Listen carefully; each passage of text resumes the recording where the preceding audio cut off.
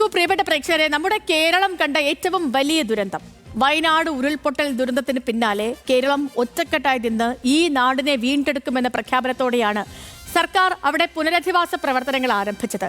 പ്രതിസന്ധികളും വിമർശനങ്ങളും മറികടന്ന് ജനങ്ങളുടെ പിന്തുണയോടെ സർക്കാർ ഈ പദ്ധതി മുന്നോട്ട് കൊണ്ടുപോയി. സർക്കാർ ജീവനക്കാർ, തൊഴിലാളികൾ, യുവജനങ്ങൾ, വിദ്യാർത്ഥി സുമനസ്സുകൾ തുടങ്ങി സമൂഹത്തിന്റെ വിവിധ മേഖലകളിൽ നിന്നുള്ളവർ സർക്കാരിനൊപ്പം ഒറ്റക്കെട്ടായി നിന്നു. അങ്ങനെ ഇതാ അവരുടെ സ്വപ്ന ഭവനങ്ങൾ യാഥാർത്ഥ്യമാവുകയാണ്. ആദ്യഘട്ടത്തിൽ 175 വീടുകൾ ദുരന്ത അതിജീവിതർക്കായി കൈമാറും.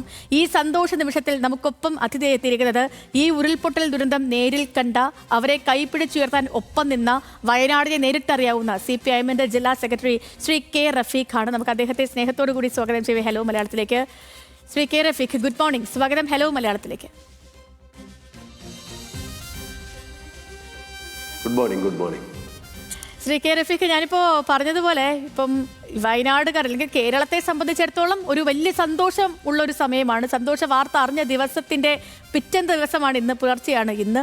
അപ്പോൾ വയനാടുകാരെ സംബന്ധിച്ച് ആ സന്തോഷം കുറച്ചും കൂടി അധികമായിരിക്കും. ഇപ്പം ഞാൻ തൊട്ട് മുമ്പ് പറഞ്ഞ പോലെ ആ ദുരന്തം നേരിൽ കണ്ട ആളാണ് അങ്ങ്.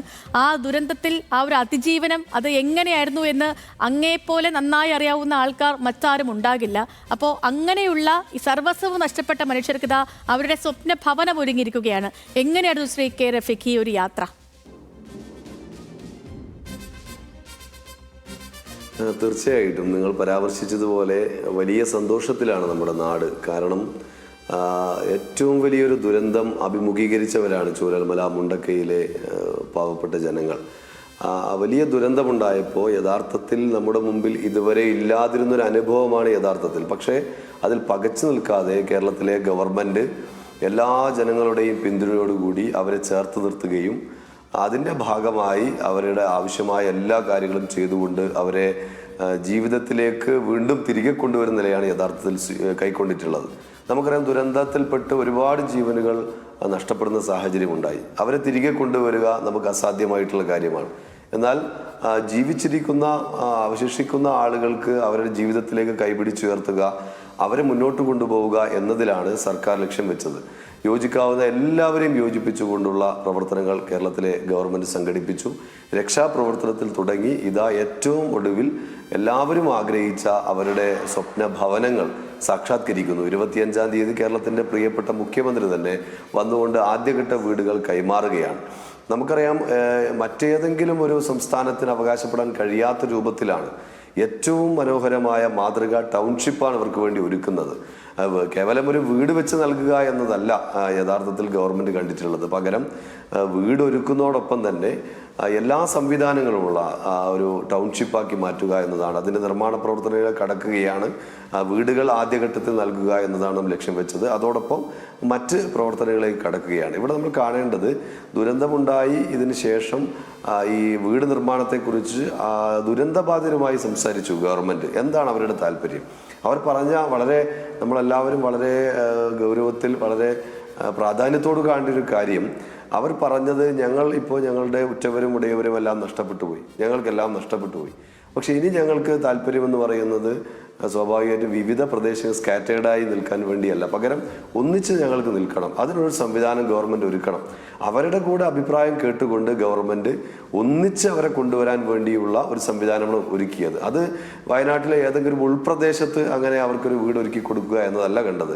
പകരം ജില്ലയുടെ തലസ്ഥാനമായിട്ടുള്ള, ജില്ലയുടെ ഏറ്റവും ഹൃദയ ഭാഗമായിട്ടുള്ള കൽപ്പറ്റ പട്ടണത്തിൽ തന്നെ വീടൊരുക്കുക, അങ്ങനെ വീടൊരുക്കി നൽകുക എന്നാണ് സർക്കാർ കണ്ടത്. അതിൻ്റെ ഭാഗമായുള്ള കൽപ്പറ്റയിൽ ടൗൺഷിപ്പ് ഒരുക്കി എല്ലാവരെയും ഒരുമിച്ച് 410 വീടുകൾ ടൗൺഷിപ്പിൻ്റെ ഭാഗമായി ഗവൺമെൻറ് നിർമ്മിക്കുകയാണ്. 178 വീടുകളാണ് ഇപ്പോൾ പൂർത്തിയായി കൈമാറുന്നത്. ബാക്കി മാർച്ചോടുകൂടി പൂർത്തിയാക്കി കൈമാറാൻ കഴിയുന്ന നിലയിലാണ് പ്രവർത്തനങ്ങൾ മുന്നോട്ട് പോകുന്നത്.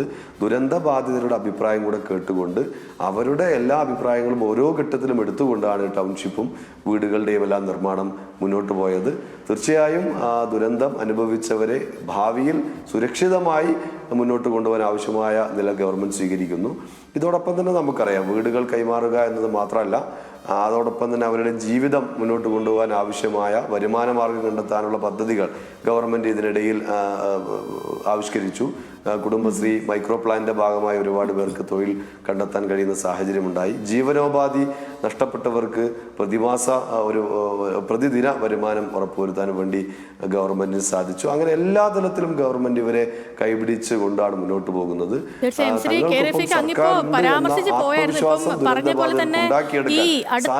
ഏറ്റവും പ്രധാനം. അതെ, അടുത്ത മഴക്കാലത്തിന് മുൻപായി ഭൂമിയും വീടും നൽകി പൂർണ്ണ പുനരധിവാസം ഉറപ്പാക്കുക, അതാണല്ലോ സർക്കാരിന്റെ ലക്ഷ്യം. അപ്പോൾ അടുത്ത ഘട്ടങ്ങളിലേക്കുള്ള പണികൾ എങ്ങനെയാണ് ഇപ്പോൾ നിലവിൽ പുരോഗമിക്കുക? അങ്ങ് ചെറുതായി പരാമർശിച്ചു എങ്കിൽ ഞാൻ ചോദിക്കുമായിരുന്നു. അതെ, തീർച്ചയായിട്ടും. അതായത് നമ്മളിവിടെ അഭിമുഖീകരിച്ചൊരു പ്രതിസന്ധി എന്ന് പറയുന്നത് വയനാട്ടിൽ നിങ്ങളുടെ ന്യൂസ് മലയാളത്തിൻ്റെ പ്രതിനിധിയോട് തന്നെ ചോദിച്ചാൽ മനസ്സിലാവുന്നതാണ്. വയനാട്ടിൽ മുൻകാലത്ത് അപേക്ഷിച്ച് വലിയ രൂപത്തിലുള്ള മഴ ഇപ്രാവശ്യം നവംബറിൽ ഉൾപ്പെടെ മഴ ലഭിക്കുന്ന സാഹചര്യമാണ് ഉണ്ടായത്. അപ്പോൾ അതിൻ്റെ ഒരു പ്രതിസന്ധി വീട് നിർമ്മാണം അതിവേഗതയിൽ കൊണ്ടുപോകുന്നത് ചില ഘട്ടങ്ങളിൽ തടസ്സം സൃഷ്ടിച്ചിട്ടുണ്ട്. അല്ലെങ്കിൽ നമുക്ക് കുറേ കൂടെ വീടുകൾ ഈ ഘട്ടത്തിൽ തന്നെ കൊടുക്കാൻ കഴിയുമായിരുന്നു. എന്നാലും അതിനെല്ലാം അതിജീവിച്ചുകൊണ്ട് വളരെ ചുരുങ്ങിയ ദിവസം കൊണ്ട് 178 വീടുകൾ പൂർത്തീകരിച്ച് കൈമാറുന്നു. 410 വീടുകളാണ് ആകെ ഈ ടൗൺഷിപ്പിൻ്റെ ഭാഗമായി ഒരുങ്ങുന്നത്. ഈ 178 വീടിന് പുറമേയുള്ള വീടുകളുടെ എല്ലാം വാർപ്പ് ഉൾപ്പെടെയുള്ള പ്രവർത്തനങ്ങൾ കഴിഞ്ഞു, ഓൾറെഡി പൂർത്തീകരിച്ച് കഴിഞ്ഞു. വാർപ്പ് ഉൾപ്പെടെയുള്ള കാര്യങ്ങൾ പൂർത്തീകരിച്ച് കഴിഞ്ഞു. മാർച്ചോടുകൂടി അടുത്ത മഴയ്ക്ക് മുമ്പായി തന്നെ, മഴക്കാലം വരുന്നതിന് മുമ്പായി തന്നെ നമുക്ക് വീടുകളും എല്ലാവർക്കും അർഹതപ്പെട്ട മുഴുവൻ ആളുകൾക്കും വീട് നൽകുക എന്ന് തന്നെയാണ് സർക്കാർ ലക്ഷ്യം വെക്കുന്നത്. ആദ്യം പ്രയോറിറ്റി വീടുകൾ നൽകുക എന്നാണ്. വീടുകളുടെ നിർമ്മാണം പൂർത്തീകരിക്കുന്ന ഘട്ടത്തിൽ തന്നെ ആരോഗ്യ കേന്ദ്രം, കമ്മ്യൂണിറ്റി സെൻറ്റർ, പൊതു മാർക്കറ്റ്, ഓപ്പൺ തിയേറ്റർ, അങ്ങനെയുള്ള സർക്കാർ നേരത്തെ പ്രഖ്യാപിച്ച ടൗൺഷിപ്പിൻ്റെ ഭാഗമായി വരുന്ന മറ്റനുബന്ധ സൗകര്യങ്ങൾ കൂടെ ഇതിൻ്റെ ഭാഗമായി നിർമ്മിക്കും. ഇതിനോട് ഇടയിൽ തന്നെ കുടിവെള്ളത്തിൻ്റെ ഭാഗമായുള്ള പിന്നെ ടാങ്ക് ഉൾപ്പെടെയുള്ള സംവിധാനങ്ങൾ, ജലസംഭരണി ഉൾപ്പെടെയുള്ള സംവിധാനങ്ങൾ, വൈദ്യുതി ഉൾപ്പെടെയുള്ള കാര്യങ്ങൾ, സീവേജ് പ്ലാന്റ് ഉൾപ്പെടെയുള്ള കാര്യങ്ങളെല്ലാം പൂർത്തിയായി കഴിഞ്ഞു. അത്തരം കാര്യങ്ങൾ കൂടെ നിലവിലുള്ള വീട് കൊടുക്കുന്നതോടുകൂടി തന്നെ അത്തരം കാര്യങ്ങളെല്ലാം പൂർത്തീകരിക്കും. എന്നാൽ ബാക്കി വീടുകൾ ഈ പറഞ്ഞ മാർച്ചോടുകൂടി കൊടുക്കാൻ കഴിയുന്ന നിലയിലാണ് പ്ലാൻ ചെയ്യുന്നത്. അതോടൊപ്പം തന്നെ നമ്മൾ കാണേണ്ട ഒരു കാര്യം, ഈ വീടുകളുടെയും ടൗൺഷിപ്പിൻ്റെയും നിർമ്മാണം ഏറ്റെടുക്കുന്നതോടൊപ്പം തന്നെ ദുരന്തബാധിതർ, ഞാനതാണ് നേരത്തെ അവസാനം ദുരന്തബാധിതർക്ക് തങ്ങൾക്കൊരു ആശ്രയിക്കാൻ ഒരു സംവിധാനമുണ്ട് എന്ന ഫീൽ ഉണ്ടാക്കിയെടുക്കാൻ ഗവൺമെന്റിന് സാധിച്ചു. അവർ അഭിമുഖീകരിക്കുന്ന എല്ലാ പ്രശ്നങ്ങളും കേട്ടുകൊണ്ട് പരിഹരിക്കാൻ സാധിച്ചു എന്നതാണ് ഏറ്റവും പ്രധാനപ്പെട്ട കാര്യം. ഇപ്പോൾ ഏറ്റവും ഒടുവിൽ നമ്മൾ കണ്ടു, കേന്ദ്ര ഗവൺമെന്റ് നിയമാനുസൃതം തന്നെ നൽകാൻ കഴിയുന്ന കാര്യമാണ് ഈ നമ്മുടെ കടം ഏറ്റെടുക്കുക എന്നത്. ഒറ്റ ഉത്തരവ് കൊണ്ട് ഏറ്റെടുക്കാൻ കഴിയുന്ന കാര്യമാണ് കേന്ദ്ര സർക്കാരിനെ സംബന്ധിച്ച്. പക്ഷേ അങ്ങനെ കേന്ദ്ര സർക്കാർ ചെയ്തില്ല. ഹൈക്കോടതിയിൽ നിന്ന് രൂക്ഷ വിമർശനം ഉണ്ടായിട്ട് പോലും, കോടതി ഇടപെടൽ ഉണ്ടായിട്ട് പോലും കേന്ദ്ര ഗവൺമെന്റ് ഏറ്റെടുക്കാൻ തയ്യാറായില്ല. ആ ഘട്ടത്തിൽ പകച്ചു നിൽക്കുന്ന ദുരന്തബാധിതരോട് ഒപ്പം ചേർന്നുകൊണ്ട് ഇടതുപക്ഷ ജനാധിപത്യ മുന്നണിയുടെ നേതൃത്വത്തിലുള്ള ഗവൺമെന്റ് അവരുടെ കടങ്ങൾ ഏറ്റെടുത്തിരിക്കുന്നു. ബാങ്കുകൾ എഴുത്തള്ളുക അല്ല ചെയ്തത്, സർക്കാർ അതിനുവേണ്ടി പണം വിനിയോഗിച്ചുകൊണ്ട് അവരുടെ കടം ഏറ്റെടുത്തിരിക്കുന്നു. അങ്ങനെ ഏതെല്ലാം പ്രതിസന്ധികളുണ്ടോ ആ പ്രതിസന്ധികളെല്ലാം അതിജീവിക്കാൻ ദുരന്തബാധിതരോടൊപ്പം ചേരുന്ന ഒരു സർക്കാരുണ്ട് എന്നുള്ളത് ഏറ്റവും പ്രധാനപ്പെട്ട കാര്യമാണ്. അതിലേറ്റവും പ്രധാനപ്പെട്ട ഭാഗമാണ് നമ്മുടെ വീടുകളും ടൗൺഷിപ്പും. അത് വളരെ മനോഹരമായി നിർമ്മിച്ചുകൊണ്ട് ഗവൺമെന്റ് കൈമാറുന്നു എന്ന ആഹ്ലാദകരമായൊരു അവസ്ഥയിലാണ് നമ്മളെല്ലാവരും ഉള്ളത്. കറക്റ്റ്. ശ്രീ കെ റഫീഖ്, ഇപ്പം പ്രതിപക്ഷത്തിന്റെ ഭാഗത്ത് നിന്ന് വലിയ വിമർശനങ്ങൾ ഉണ്ടായിട്ടുണ്ട്. ഇപ്പോഴും ഉണ്ട്. പ്രതിപക്ഷ നേതാവ് പറഞ്ഞത് സർക്കാർ വയനാട്ടിൽ ഒന്നും ചെയ്തിട്ടില്ലെന്നാണ്. വയനാട്ടിൽ കോൺഗ്രസ് ദുരിതബാധിതർക്ക് വീട് നൽകുമെന്ന് പറയുന്നതല്ലാതെ ഇതുവരെ തറക്കല്ലിട്ടിട്ടില്ല. ഒന്നും കൊടുത്തില്ല എന്ന് പറയുന്ന സർക്കാർ വീട് കൊടുക്കുന്ന ദിവസം പ്രതിപക്ഷം അവിടെ തറക്കല്ലിടുന്നുമുണ്ട്. അപ്പം വയനാടുകാർ എന്താ ഈ വിഷയത്തിലൊക്കെ പറയുന്നത്, ശ്രീ കെ റഫീഖ്? അത് സംബന്ധിച്ച് വയനാട്ടിലെ ജനങ്ങൾക്കെല്ലാം നല്ല ബോധ്യമുണ്ട്. നേരത്തെ ഇതുപോലെയുള്ള കുറെ പ്രഖ്യാപനങ്ങൾ കോൺഗ്രസിന്റെ ഭാഗത്ത് നമ്മൾ കേട്ടതാണ്. നിരവധിയായ ദുരന്തമുഖത്ത് നമ്മൾ കേട്ടതാണ്. ഇപ്പോൾ വയനാട് ദുരന്തവും ഈ ചൂരൽമല മുണ്ടക്കൈ ദുരന്തവുമായി ബന്ധപ്പെട്ടുകൊണ്ട് നമ്മൾ കേട്ടതാണ്.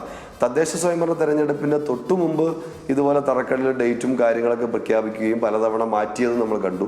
ഇപ്പം നിയമസഭാ തെരഞ്ഞെടുപ്പ് വരികയാണ്, അതിന് മുമ്പിൽ തറക്കല്ലിൽ നടക്കുന്നു. അത് അവർ പറയേണ്ട കാര്യമാണ്. എപ്പോൾ പൂർത്തീകരിക്കും, എത്ര വീടുകളാണ് വെക്കുന്നത്. ഇപ്പം 3 ഏക്കർ സ്ഥലമാണ് അവിടെ എടുത്തിട്ടുള്ളത്.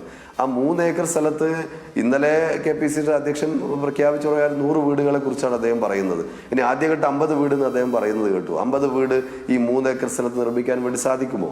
ഈ 3 ഏക്കറാണ് നിലവിൽ അവിടെ ഏറ്റെടുത്തിട്ടുള്ളൂ.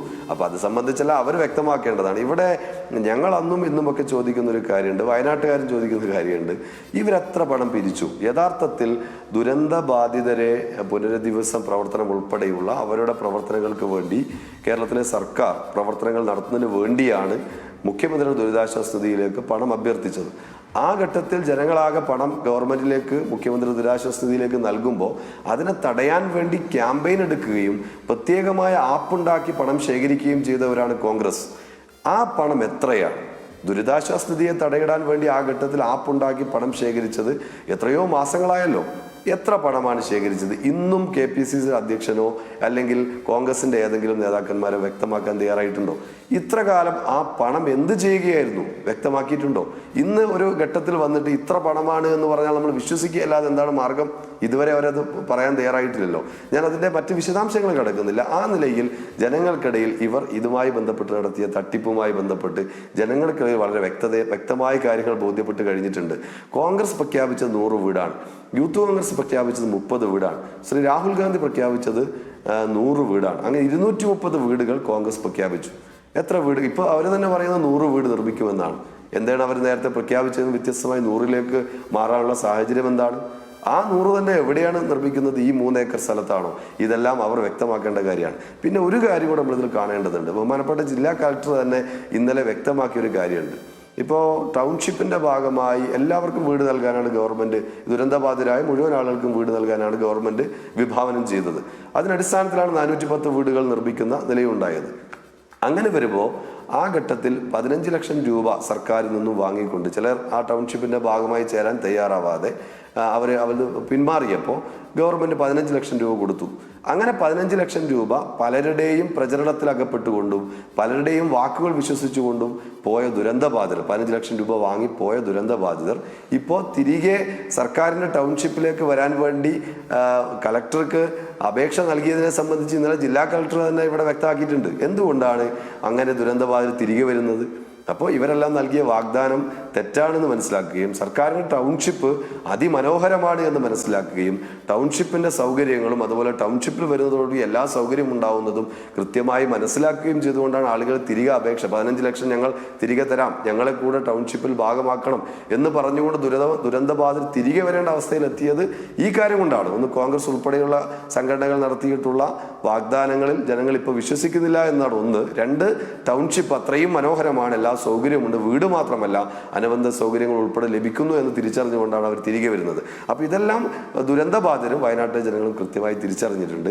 സർക്കാർ എന്നും ചെയ്യുന്നില്ല എന്ന് പറയുന്നതിനുള്ള എന്ന UDFന്റെ വിമർശനത്തിനുള്ള മറുപടി ദുരന്തബാധിതരെ തന്നെ നൽകിക്കൊണ്ടിരിക്കുകയാണ്. അതിന്റെ തെളിവാണ് അവർ വീണ്ടും സർക്കാരിന്റെ പദ്ധതിയിലേക്ക് ഭാഗമാകാൻ അവർ വന്നുകൊണ്ടിരിക്കുന്നത് തന്നെ.